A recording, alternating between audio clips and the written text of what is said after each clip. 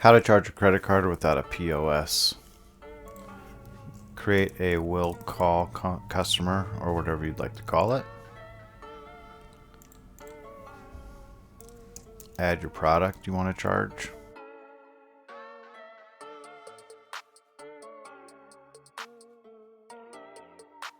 Don't want this top one.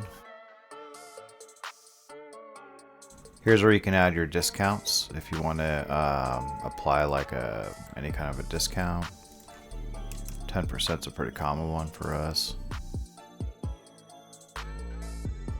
Then here's where you can not charge tax or charge tax, depending on like what you got going on.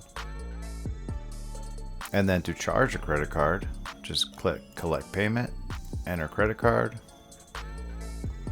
and type in all the credit card information here and authorize.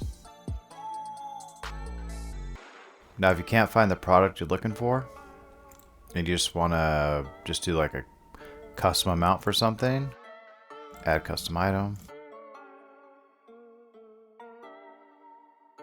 Let's charge 180 bucks. Don't need to worry about any of this. Add item. Same deal. Enter your credit card information here and you're done.